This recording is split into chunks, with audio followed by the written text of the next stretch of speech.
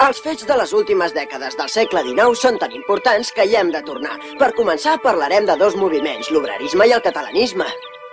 L'obrerisme per defensar els drets dels obrers o proletaris. I el catalanisme en defensa dels drets de Catalunya.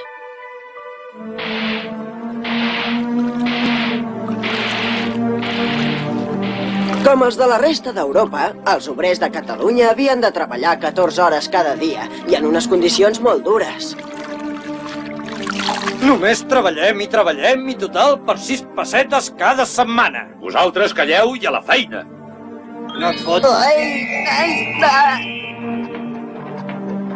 Gràcies. Molts nens des de l'edat de 8 o 9 anys ja treballaven a la fàbrica, com aquesta davant del teler. I les dones també havien de fer feines molt dures. Proletaris del món, uniu-vos! Proletaris del món, uniu-vos! Proletaris del món! Per lluitar contra aquestes situacions, els treballadors d'Europa van formar l'Aliança Internacional dels Treballadors, que va enviar representants a Catalunya, com per exemple l'italià Giuseppe Fanelli. Els obrers ens hem d'unir per aconseguir els nostres drets. La nostra força la tindrem amb la solidaritat. Aquest obelisc, un home sol no pot aixecar-lo encara que treballi 1000 hores. En canvi, 1000 homes en una hora sí que poden. Com diuen Bakunin i els anarquistes, cal fer la revolució per instaurar la democràcia del proletariat. Hem d'aconseguir una societat lliure on l'home no sigui explotat per cap altre home. A Barcelona hem de constituir el primer grup internacionalista d'obrers. Permeteu-me que em presenti, companys. Soc Paul Lafargue i us parlo en nom del meu sogre Karl Marx, que és el cap de l'Aliança Internacional de Treballadors. Per aconseguir una societat justa, cal formar un partit obrer molt fort que s'apoderi de l'Estat i estableixi la dictadura del proletariat. Hem de fundar la secció marxista de la Primera Internacional. Visca! Visca el comunisme! Els mítings se celebraven per tot arreu. El moviment obrer del nostre país, de mica en mica, anava progressant i l'any 1870 es va celebrar a Barcelona el primer Congrés Obrer Espanyol. Companys, ha arribat el moment de l'acció. Voleu adherir-vos a l'Aliança Internacional dels Treballadors? Visca l'Aliança Internacional dels Treballadors! Doncs no en parlem més. Ara el que cal és organitzar-nos. Hem de formar sindicats, però sindicats forts i combatius que ens portin a la revolució. D'aquesta manera aconseguirem una societat justa. Hem d'estar junts! Visca l'Aliança Internacional dels Treballadors! Així com els obrers s'organitzaven i lluitaven per intentar aconseguir les seves reivindicacions, també d'altres catalans van iniciar un moviment per defensar la personalitat política de Catalunya enfront del centralisme de Madrid. D'aquest moviment se'n va dir catalanisme i participava gent de totes les classes socials. I vostè, senyor pagès, per què és catalanista? Per molts i importants motius. Abans de les lleis de Madrid ja hi havia les lleis i la tradició de Catalunya. I Catalunya és la pàtria dels catalans. En té prou amb aquest motiu? I vostè? Doncs amb molt de gust li explicaré, jove. Catalunya és un país industrial, amb moltes fàbriques. En canvi, la resta d'Espanya continua amb l'agricultura. El govern de Madrid, com que tant se'ls en dona la indústria catalana, deixa entrar els productes estrangers perquè són més barats. Així, els nostres productes es venen poc i la nostra indústria s'enfonsa. Hem de defensar els interessos catalans. Ai, Déu meu, Déu meu. Per això els burgesos som catalanistes. Sí, i els obrers? Els obrers ho tenim molt clar. A Madrid defensen la monarquia i nosaltres volem la república catalana. Company, recorda que nosaltres els obrers no tenim pàtria, ni monarquia, ni república. O sigui que visca la internacional. Jo vull la república. El veritable internacionalisme parteix del reconeixement de les nacions. Som i serem gent catalana? Tant si es vol com si no es vol. Aviat van sortir personalitats destacades del catalanisme. En el camp eclesiàstic, Josep Torres i Bages, bisbe de Vic. Els seus documents pastorals van ser models de doctrina i de literatura.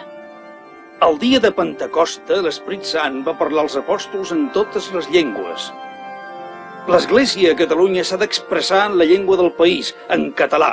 Catalunya serà cristiana o no ho serà? En el camp polític va despuntar Valentí Almirall, gran defensor del federalisme. Defensem una ideologia republicana federal, que Catalunya i els altres pobles de la península trenquin les cadenes que els tenen aferrats al govern central i que s'uneixin tots fraternalment en una república federal.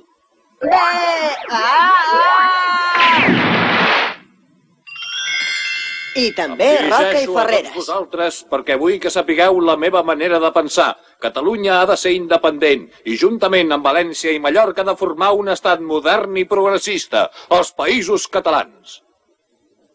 El 1880 es va celebrar el primer congrés catalanista per aconseguir una unitat d'acció entre les diverses tendències del catalanisme, presidit, entre d'altres, per Duran i Bas, Almirall i Bofarull. A Madrid volen suprimir el dret civil català, les nostres lleis mil·lenàries. Jo, Duran i Bas, proposo en aquest congrés catalanista que es creï una comissió per defensar-lo. Sí, a la comissió! Jo, Anton de Bofarull, també us he de proposar una cosa, que es creï una acadèmia de la llengua catalana. No hem de dispersar les forces. El que cal és fundar ràpidament un centre català que agrupi en un únic front tot el moviment catalanista. Molt bé! Visca el centre catalanista! Per reafirmar l'espiritualitat catalana, el 1881, el papa Lleó XIII va proclamar la coronació canònica de la Mare de Déu de Montserrat com a patrona de les diòcesis catalanes.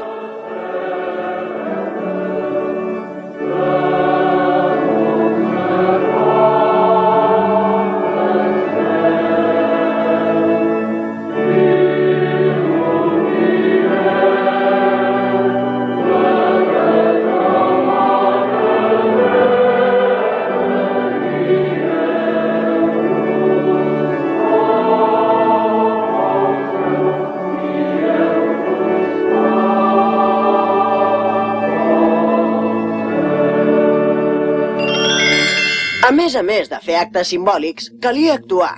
Per això el Centre Català va convocar una gran manifestació per reivindicar els drets de Catalunya.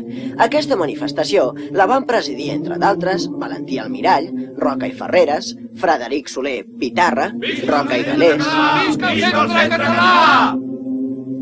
Visca avui de baix! En aquesta manifestació hi estaven representades totes les classes socials, els burgesos, els menestrals, els pagesos, els obrers, els estudiants, fins i tot algun capellà. I jo estic d'acord amb el que diuen, soc català i porto barretina, i si algú em diu res, li ventaré fum al nas. Mentrestant, els obrers continuaven lluitant pels seus drets. Els obrers de Sabadell volem treballar només 8 hores diàries. I ara? Doncs farem una vaga! 8 hores, 8 hores, 8 hores, 8 hores, 8 hores, 8 hores, 8 hores... Desembarquen! A la carga!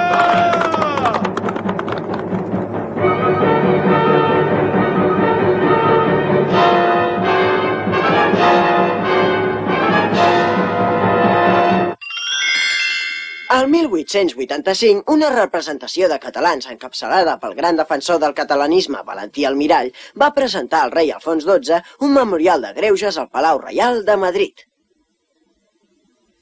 Majestad, Cataluña no puede utilizar públicamente su lengua. Su derecho civil y su industria están amenazados.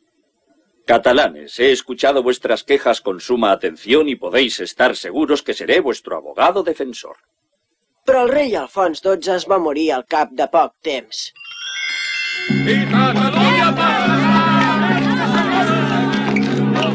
L'11 de setembre de 1888, els catalans van desfilar per primera vegada davant de l'estàtua de Rafael Casanova. Rafael Casanova havia lluitat l'any 1714 contra Felip V per defensar els drets de Catalunya. El mateix any, el 1888, es va celebrar a Barcelona el primer congrés del Partit Socialista Obrer Espanyol, després d'haver-se fundat la Unió General de Treballadors, sindicat d'inspiració socialista. Visca la immigració!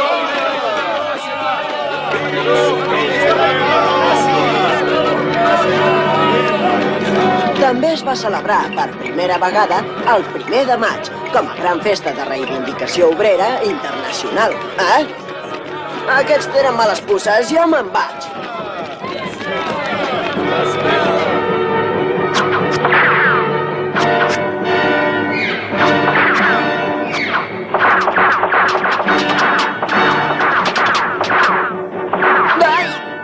Ostres, sort que tiren en l'aire, si no en comptes de la gorra... Força! Força! Força! Força!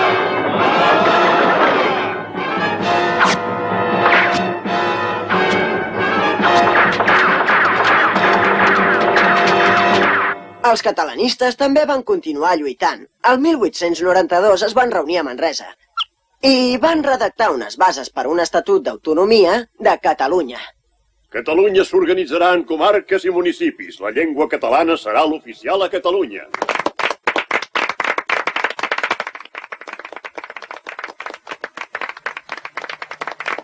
Senyor Prat de la Riba, com es nota que a vostè li agrada ser secretari del senyor Domènech i Montaner? Segur que aquesta primera assemblea de la Unió Catalanista serà un èxit. Mentrestant, a Barcelona, uns quants extremistes consideraven que la justícia obrera s'havia d'aconseguir amb violència i terror. Al Liceu de Barcelona, mentre s'estava representant l'òpera Guillem Tell, el terrorista Santiago Salvador hi va llançar 2 bombes sobre la platea. Hi va haver 20 morts. I ara us deixo, a veure si aconsegueixo sortir a la pel·lícula que està filmant Fructuós Gelabert. M'agraden les novetats.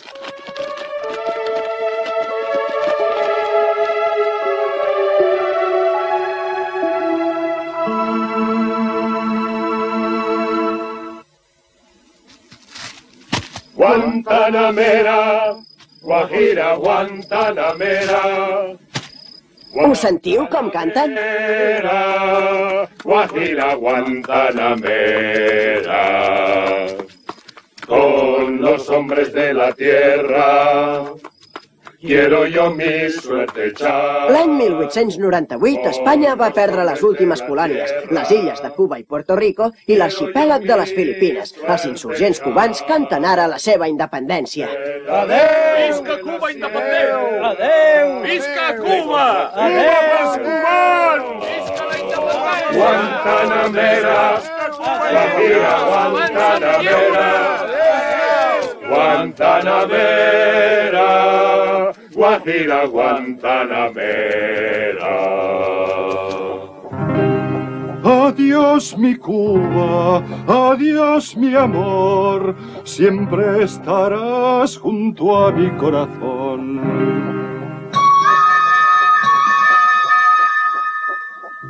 Després de 8 anys de guerra, l'orgull espanyol va haver de claudicar i la realitat es va imposar cruament. Hola! Ja he tornat! Ja sóc a casa!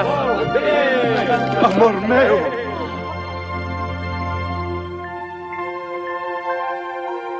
Espanya, Espanya, escolta, Espanya, la veu d'un fill que et parla en llengua no castellana.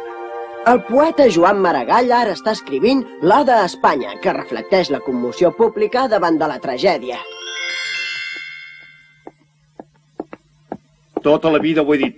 Tant la Unió Catalanista com els republicans federals sempre han estat partidaris de la independència cubana. Em semblaria molt bé si no haguéssim perdut un mercat, però ja veuràs com això aguditzarà encara més la crisi econòmica que patim. Senyors, el que s'ha de fer és canviar la mentalitat del país o la manera de governar-lo. Tu parles de descentralització. No, jo vull dir conquerir el poder central. Mireu les declaracions del general García de Polavieja. Diu, els catalans podreu administrar vosaltres mateixos Catalunya. Espanya us necessita al seu costat per anar endavant. Paraules! Ja veurem si és veritat. La Vanguardia! Dona'm. Té.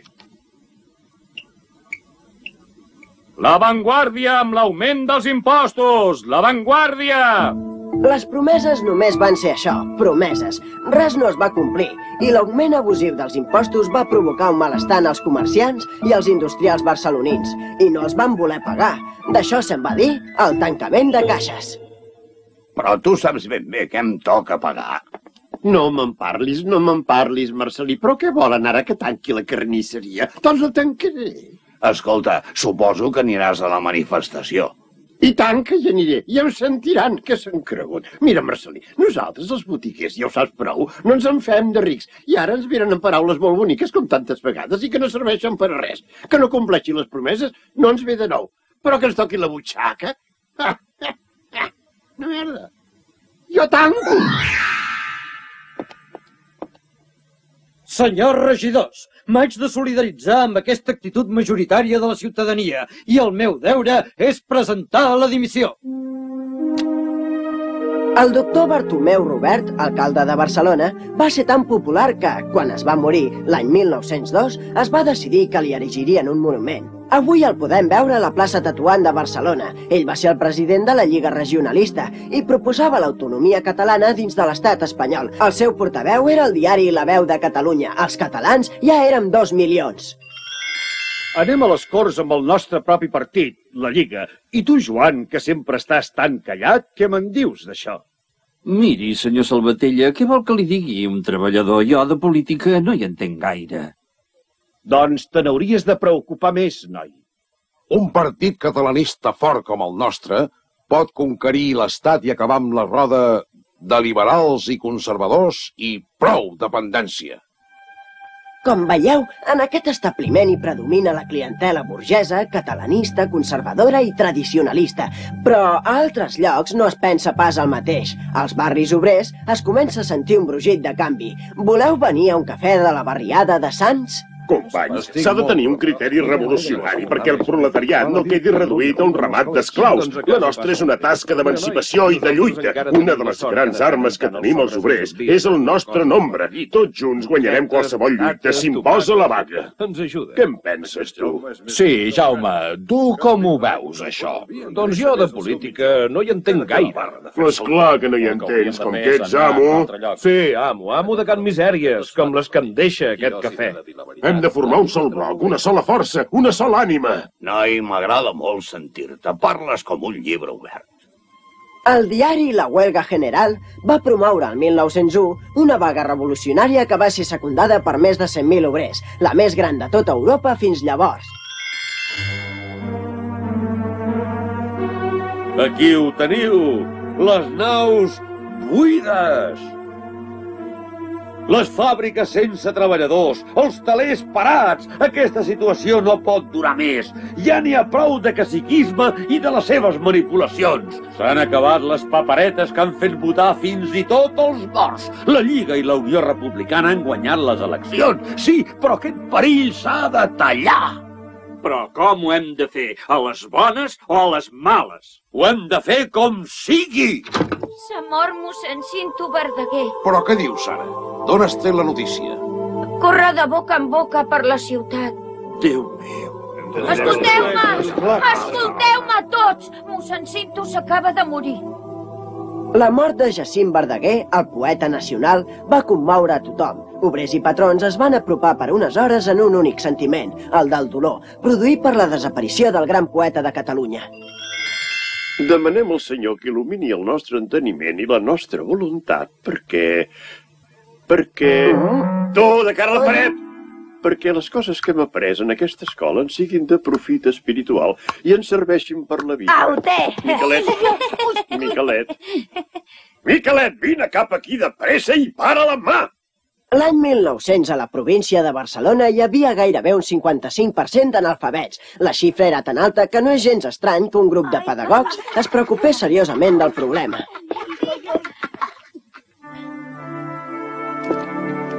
Hola, nois, bon dia. Pels qui no em conegueu, em dic Francesc Ferrer i Guàrdia. Aquesta serà una escola lliure. En comptes de dogmes, la ciència. En comptes de resar, raonar. Res d'aprendre's les coses de memòria. I no vull ser només el vostre mestre, sinó també el vostre amic. Per exemple, sabem qui era Pelai, però no qui va ser Guifré el Pelós. Tot allò d'Espanya limita al nord amb el mar Cantàbric i França, a l'oest amb Portugal i l'oceà Atlàntic no ens serveix per res, si alhora no sabem quin és el nostre país i no aprenem a conèixer-lo i estimar-lo en català. Per això els he cridat a vostès, els pares dels alumnes, perquè coneguin la meva manera d'ensenyar. Acabem de veure Francesc Flors al Col·legi Sant Jordi. Tant ell com Ferrer i Guàrdia, a la seva escola moderna, deien que el saber era un mitjà per transformar la societat i adoctrinaven els infants en les seves ideologies respectives, catalanista l'una i llibertària l'altra. Les diferents posicions d'ideari polític i social tenien les seves publicacions i editaven els seus diaris, butlletins i pamflets, dels carlins i dels anarquistes, dels monàrquics i dels centralistes, dels republicans i dels catalanistes, sense oblidar els naturistes, els esperantistes, les feministes, els sindicalistes, els vegetarians, els lliurepensadors. I ja em veieu a mi com aquell qui no fa res, llegint-los a tort i a dret. I és que si no ho faig, no estaré al corrent del que passa. Esclar, que avui no sé si tindré temps per llegir-m'ho tot. Escolteu què diu aquesta Alexandra Leroux. Jóvenes bárbaros de hoy. Los proletarios no vamos a perder el tiempo con patriotismos burgueses. Quin demagog. Per això li deien l'emperador del paral·lel. Companys i treballadors, la nostra tasca és destruir completament totes les institucions de la societat capitalista, començant per l'Església amb els capellans i les monges. Mireu, companys, aquest és el meu sopar. Gràcies! Alexandre Leroux va ser un polític que va intentar oposar l'obrerisme a la política catalanista.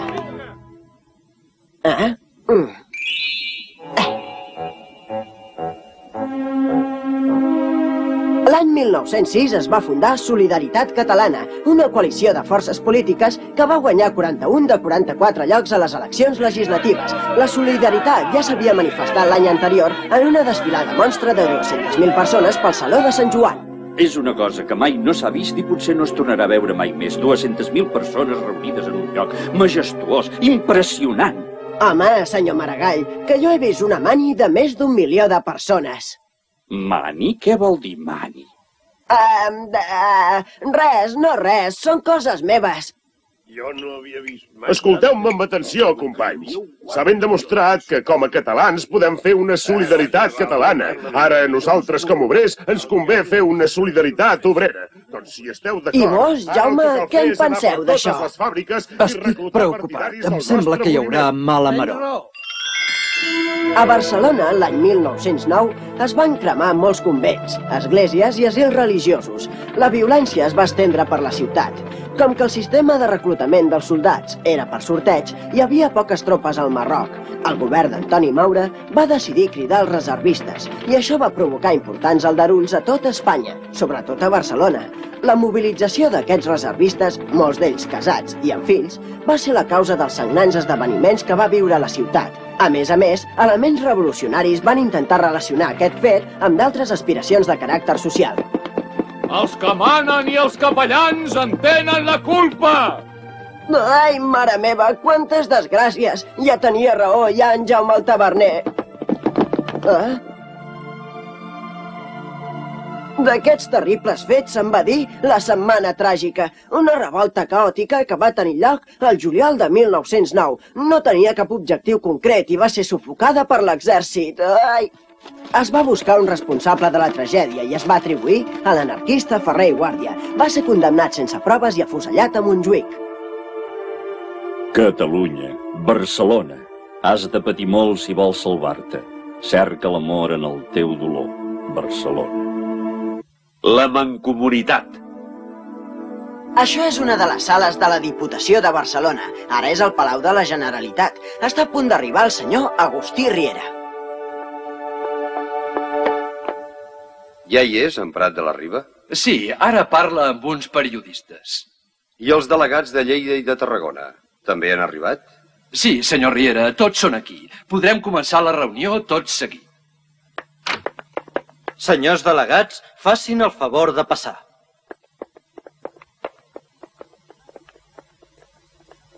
Al 1911 van tenir lloc diverses reunions de delegats de les diputacions provincials catalanes. Les va presidir Enric Prat de la Riba, a fi i efecte d'endegar un projecte per agrupar totes quatre en una sola diputació de Catalunya. La Mancomunitat va ser el primer pas per demanar l'autonomia. Senyors delegats, hem de ser sincers. Tots sabem que la Mancomunitat no serà una institució pròpiament política, però de moment només podem plantejar-ho així a Madrid. Que ja és molt, senyor Prat de la Riba. Tenim el deure històric de posar les bases d'una futura autonomia de Catalunya. El projecte va passar per un seguit de vicissituds. L'aprovació del govern central, la del Congrés, la del Senat, el tancament de les Corts. El 26 de març de 1914, la Mancomunitat de Catalunya va obtenir llum verda. Va adoptar la forma representativa amb president, assemblea i Consell Permanent. Era el primer organisme públic nacional després de 200 anys justos de la Guerra de Successió. Ja està tot conforme? Falta un segell. Quin segell? Aquest. Durant segles, Catalunya ha viscut com si no hagués tingut mai estat. Com a conseqüència d'aquest abandó, avui dia som un país endarrerit. Madrid, o sigui l'estat central, no s'ha preocupat de nosaltres. Doncs bé, ara la Mancomunitat haurà de fer d'estat. Farem d'estat regional. Quin programa d'acció té la Mancomunitat per modernitzar Catalunya? Es tracta de crear noves iniciatives i enfortir les que ja existeixen.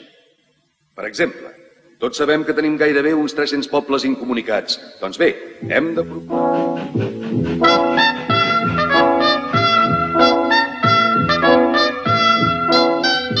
Senyors viatgers al tren.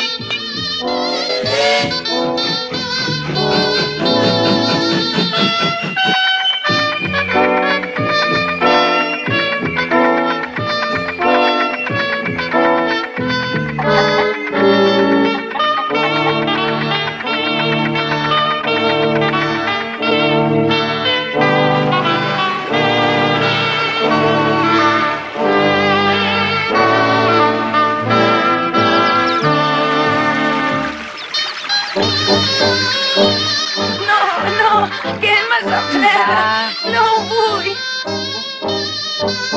Apa, a veure si m'agafes. Escala, per avui. Només que tu m'agrada. Sí, però tu ets un any més gran, no s'hi val. Sí, està parlant amb l'alcalde de Matafaluga de Dalt.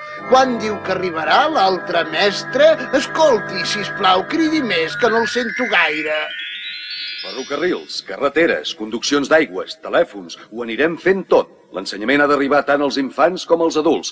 Crearem una escola superior d'agricultura i una escola del treball per formar els obrers, els menestrals i els pagesos. Això que el senyor Prat de la Riba ha dit no van ser només paraules, sinó realitats. Com va dir Eugeni d'Ors, el president de la Mancomunitat va ser un autèntic sant ordenador de Catalunya. En aquesta granja experimental de Caldes de Montbui, on som ara, tu que hi has vingut a estudiar? Jo hi he vingut a aprendre les tècniques del vi. I tu, per què hi has vingut? Jo a estudiar mecànica agrícola i també el cultiu dels arbres fruiters. Vosaltres què hi estudieu aquí? Jo arts i oficis. Jo mestratge industrial. Per quin diari és això? Un dels encerts de la tasca de Prat de la Riba va ser aconseguir la col·laboració d'homes de tota mena d'idees i tendències. Va prescindir de discriminacions polítiques i va fer que Catalunya fos un país modern. Amic Prat de la Riba, en què esteu pensant? En Catalunya com sempre, oi? Amic Pompeu Fabra, estic pensant que s'ha de lluitar contra la corrupció del llenguatge. Hauríeu de fer una gramàtica i un diccionari per ordenar la nostra llengua. Què us sembla l'encàrrec? I ja hi podeu comptar. Pau Vila, tu que ets jove, agafa-t'ho amb il·lusió. T'encarregaràs de l'organització territorial de Catalunya en municipis i comarques. És una necessitat molt urgent. President, la meva manera de treballar serà a base de recórrer pam a pam el terreny perquè la geografia s'aprèn amb les cames. A vos, Fontserè, us encarrego la creació del Servei Meteorològic de Catalunya. I vos, Josep Comas, des de l'Observatori Fabra, us encarregareu d'estudiar el cel que ens envolta. En Comas i Solà va ser un gran astrònom que va descobrir 2 cometes, una estrella variable i 11 asteroides, un dels quals va batejar l'any 1921 amb el nom de Barcelona. Heus aquí 4 personalitats: Rosa Sensat, Alexandre Galí, Manuel Henó i Joan Bardina. Passeu al despatx que parlarem de les noves escoles. M'han dit que a Itàlia la pedagoga Maria Montessori ha creat un nou mètode d'ensenyament especialitzat en l'edat preescolar. L'escola Montessori es va instal·lar a la casa de maternitat de la Diputació. Prat de la Riba va impulsar organitzacions culturals de tota mena, escoles d'infermeres, d'art dramàtic, d'estudis comercials, biblioteques i museus. 1914. Està a punt de començar la Primera Guerra Mundial del segle XX. L'assassinat del príncep Ferran d'Àustria a Sarajevo fa esclatar la guerra del 14. Per sort, nosaltres no vam entrar-hi i així les nostres indústries fins i tot en van treure profit. Pocs anys després, a Mèxic, es va desenvolupar la revolució política i agrària, amb dos caps populars, Pancho Villa i Emiliano Zapata. Al 1917, Lenin va triomfar amb la revolució bolxevica a Rússia. Això va encoratjar els obrers, que van veure que la presa del poder era possible. Companys! Companys! La revolució ha triomfat a Rússia. Anem tots a la vaga general revolucionària per enderrocar la monarquia i instaurar la república. Ara parla el federalista Francesc Cambó. Senyors parlamentaris, nosaltres no podem perdre la serenitat. Els espanyols s'hi han de trobar bé dins d'Espanya, i també els catalans. Per la jornada de 8 hores, per l'ensenyament obligatori de Franco. És evident que s'ha de reformar el sistema polític espanyol i aquesta reforma s'ha de fer per mitjà d'un estat federal que doni a Catalunya la més gran autonomia. Amics que encara no em coneixeu, sóc Àngel Pestanya. El moviment anarcosindicalista és l'únic que convé a la classe obrera. Tots cap a un sindicat únic. Quan l'haurem aconseguit, farem la revolució social, destruirem l'Estat i instaurarem una societat on tothom serà lliure. Sí, lliure, sense exèrcit, sense policia, sense política, que és l'art d'enganyar els pobres. Sense estat, ni patrons, ni religió.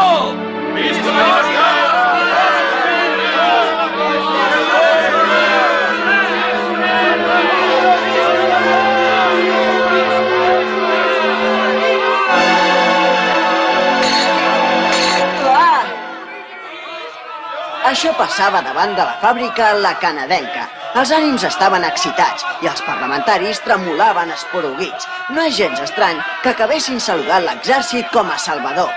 Senyors, la situació cada vegada és pitjor. Si no ens unim, la revolució ho engegarà tot a rodar. Hem de lluitar per Catalunya i l'Espanya gran.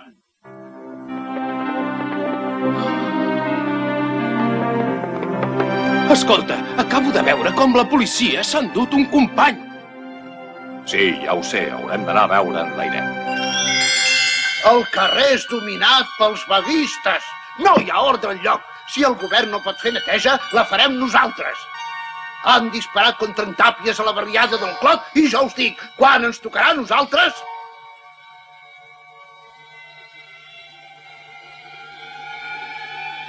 Som-hi!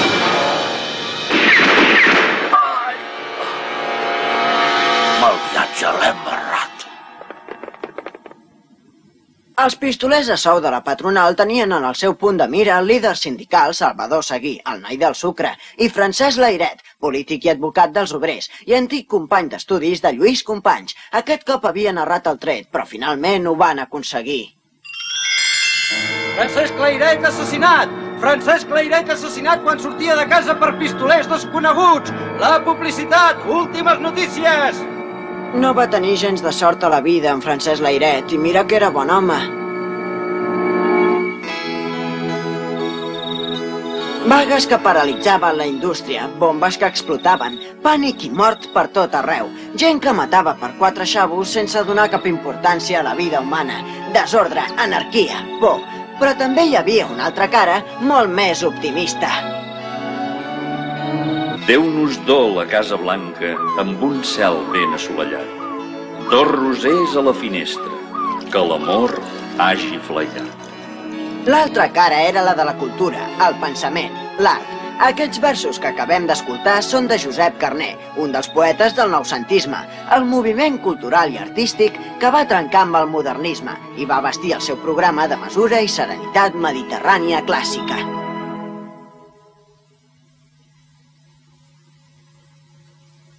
Joaquim Torres Garcia, et felicito pel teu mural La Catalunya Eterna. Això és normalitzar la cultura. Vinga museus, vinga acadèmies, vinga humanisme. Hem de construir la Catalunya ciutat.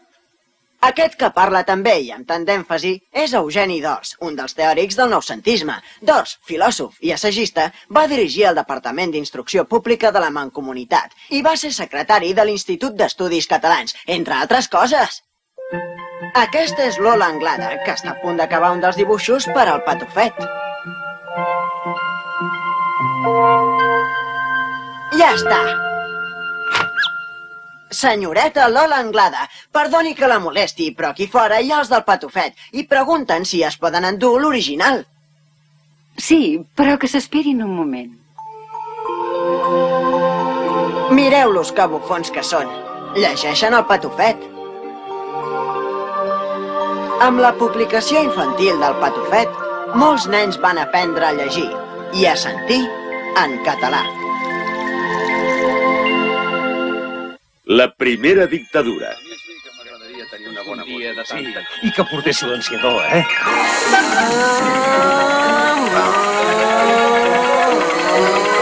Aquí al paral·lel de Barcelona sí que hi ha gresca. I és que com els feliços anys 20 no hi ha res.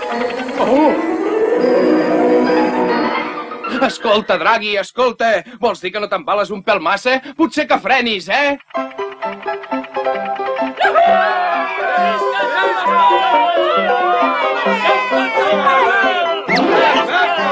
Visca els anys 20! Visca! Gresca! Visca la gresca! Visca! Les arts es transformen i no es pinta només el que veu l'ull. Picasso comença la seva època cubista. Prou que es veu en aquest quadre seu Tres músics, pintat el 1921.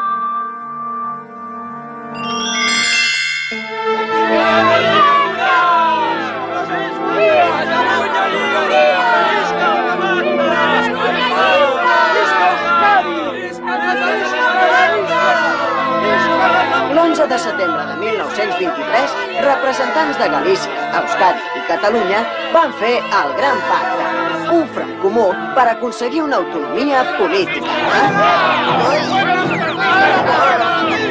Però no us penseu pas que la cosa s'havia d'acabar aquí. Efectivament, l'endemà mateix... Jo, Miguel Primo de Rivera, capità general de la 4a Regió Militar, no deixaré que el separatisme amenaci la unitat d'Espanya. Senyor, general Primo de Rivera, des de Saragossa, el general Sanjurjo s'adhereix al pronunciamiento. Des d'aquest precís moment declaro l'estat de guerra. El país serà governat per un directori militar sota les meves ordres.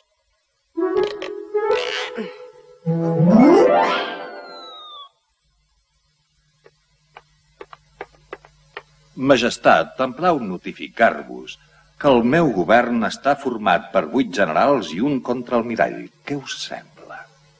Aquest Primo de Rivera és el meu Mussolini.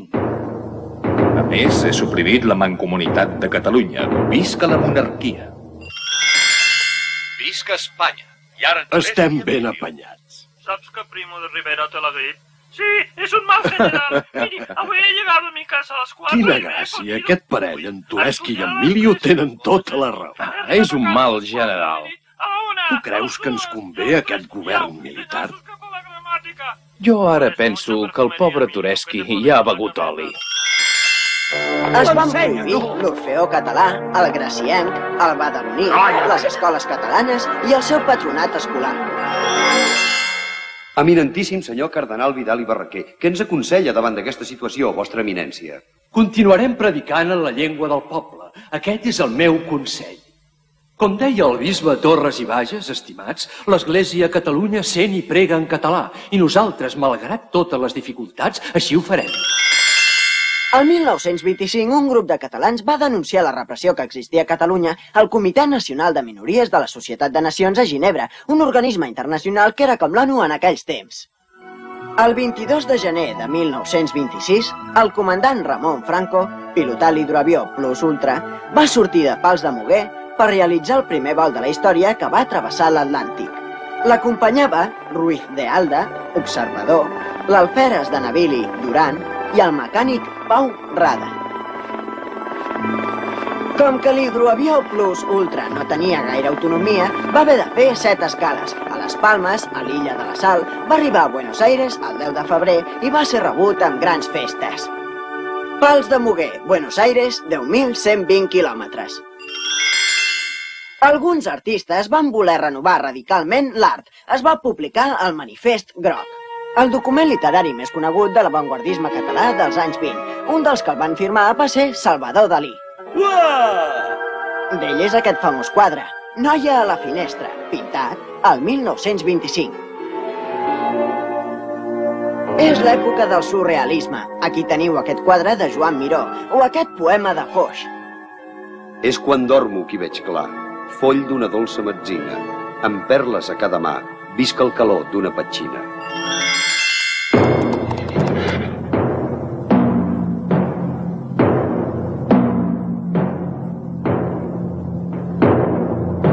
Procedents de Prats de Molló, a l'altra banda de la ratlla de França, uns centenars de voluntaris catalans dirigits per Francesc Macià, que era a l'exili, van intentar una revolta armada i van entrar a Catalunya pel pas pirinenc del Coll d'Ares, a primers de novembre de 1926.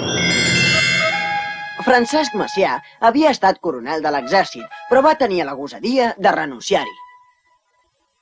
Em nego a formar part d'un exèrcit que reprimeix el meu país, Catalunya. Els meus ideals no coincideixen amb els de l'exèrcit espanyol.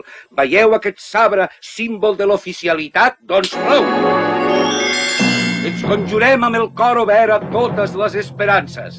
Soldats de l'exèrcit català, proclamarem la República Catalana encara que haguem de sacrificar la pròpia vida. El nostre suport és el dret dels homes i dels pobles. No podem perdre! Volien arribar fins a Olot i proclamar-hi la República Catalana. Altres punts de Catalunya també es van rebel·lar.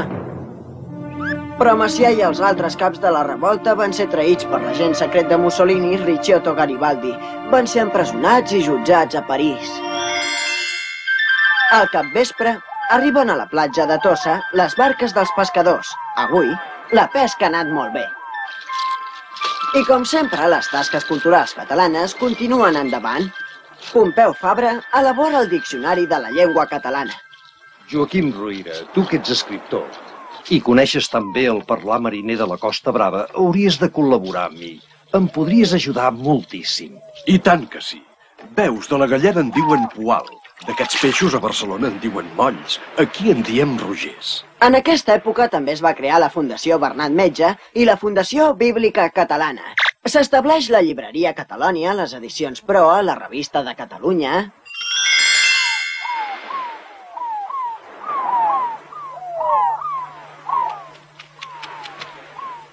És molt bonic aquest quadre de la Torre i Badia. Quin panorama des de sa Vila Vella, oi? Qu'est-ce que vous dites, monsieur? Je ne comprends pas, eh? Sorry, do you speak English, sir? Of course, young lady. La Costa Brava comença a ser coneguda a l'estranger. Tossa, Lloret de Mar, reben els primers turistes. Ja que sóc aquí, faré una capbussada.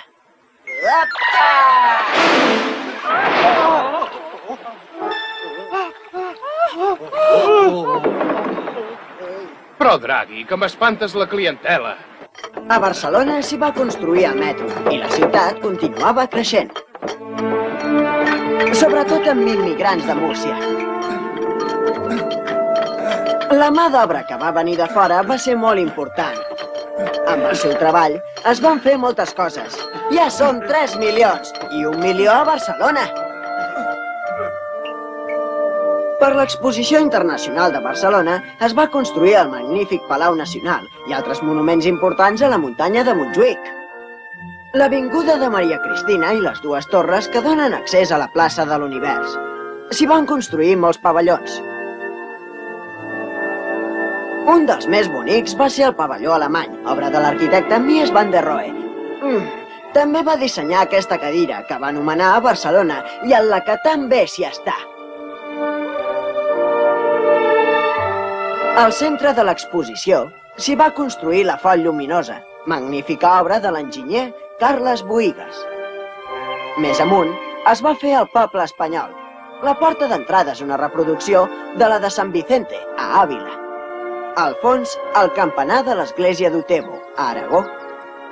Aquí són representats els diversos estils d'arquitectura popular d'arreu d'Espanya, en una mena de fantasiós laberint, com el carrer de los Arcos de Sevilla.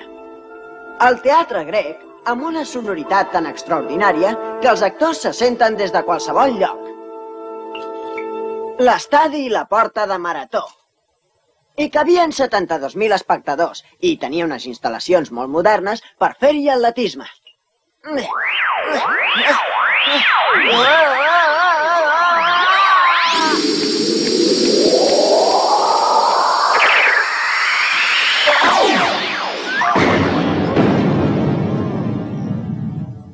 Avui, 19 de maig de 1929, jo, Alfons XIII, rei d'Espanya, declaro inaugurada l'Exposició Internacional de Barcelona. Soc a bord del dirigible Graf Zeppelin, que causa una gran sensació. Una cosa tan grossa i tan silenciosa no s'havia vist mai sobre Barcelona. Aquest globus dirigible va travessar 144 vegades l'Atlàntic, amb passatgers i tot. Des d'aquí dalt es veu tot el conjunt de l'exposició. És fantàstic! Els jardins els va dissenyar l'arquitecte francès Jean-Claude Forestier, ajudat pel seu deixeble Nicolau Rubió i Tudurí. L'alcalde de Barcelona era Darius Romeu i Freixa, baró de Viver. L'exposició internacional va ser un èxit i el nom de Barcelona va ressonar per tot el món. El general Primo de Rivera va començar a ser criticat per gent de les seves files. Generals, vull que em ratifiqueu la vostra confiança.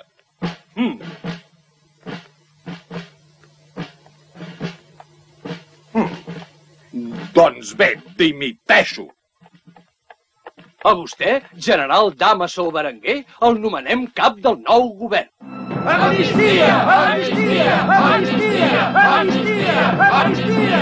Amnistia! Amnistia! Que torni en Macià! Visca Catalunya!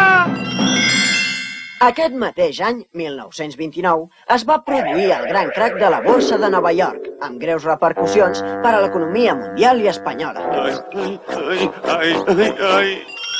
Sé ben bé que el poble català exigeix l'amnistia total. Concediré una amnistia, però pels de Prats de Montllor no. Ells no en tindran. El moviment popular va forçar l'anomenada dicta blanda del general Berenguer. Tots els partits que s'oposaven al règim militar van celebrar el Pacte de Sant Sebastià. Entre ells, Estat Català, Acció Catalana i Acció Republicana preparaven l'enderrocament de la dictadura i de la monarquia que l'havia tolerada. Què? Com acabarà tot això? Espera!